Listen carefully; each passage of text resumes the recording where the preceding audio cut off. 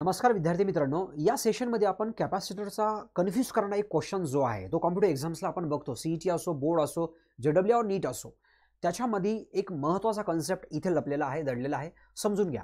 अशा टाईपचा क्वेश्चन तुम्हाला दिलेला असतो आणि तुम्हाला कन्फ्यूज होतं. अशा टाईपचा जर प्रश्न समोर आला की कन्फ्यूज होतं की एक्झॅक्टली करायचं आहे काय. बघा, कॅपॅसिटर C1, C2, C3 आहे. अशा टाईपचा हे वायर आहे, अशा टाईपचा हे वायर आहे आणि 1, 2, 3 असे पॉईंट्स तुम्हाला मेन्शन केलेत. त्याच्यामध्ये एक पॉईंट तुम्ही ध्यानात ठेवायचा. when two points of a circuit are connected by means of a conducting wire. बघा बरं, two points of a circuit are connected by means of a conducting wire. एकाच वायरने जर दोन पॉइंट जोडले गेले असेल तर त्यांचं पोटेन्शियल कसं असतं? सेम असतं.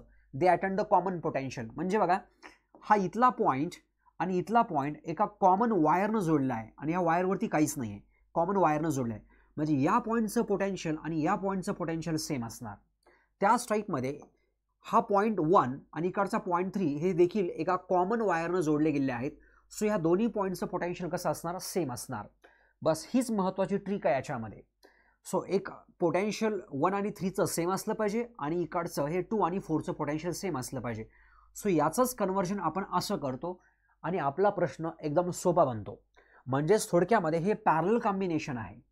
आपल्याला सुरुवातीला कन्फ्यूज होऊन जातं, हे सिरीज आहे का पॅरलल आहे, नेमकं कोण कोणाशी पॅरलल किंवा कोण कोणाशी सिरीजमध्ये आहे. तर याचं कॉमन आउट असं आहे की याचं प्रश्नाचं उत्तर आपल्याला याच कॉन्सेप्टला वापरून असं बनवता येतं. बघा, याच्यामध्ये कॅपॅसिटर C1, C2 आणि C3 ह्या तिघांचीही टर्मिनल्स, कॅपॅसिटर C1, C2 आणि C3 ह्या तिघांची लेफ्ट साईडचे पॉईंट्स, लेफ्ट साईडचे टर्मिनल्स एका कॉमन पॉईंटला जोडायचे आहेत. कुठल्या कॉमन पॉईंटला?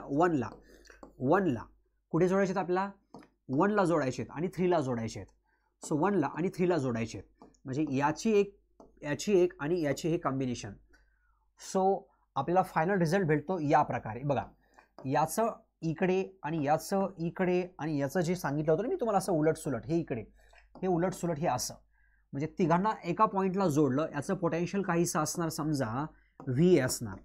आणि मात्र बाकीचे 3 पॉईंट्स आहेत ते बाकीच्या न जोडायचे. एक्झाम्पल इथं याला जोडलं आपण, एक्झाम्पल इथे याला जोडलं आपण, आणि तसंच इकडेही जोडलं. इकडेही जोडल्यासारखंच आहे, इकडेही याला जोडल्यासारखं आहे.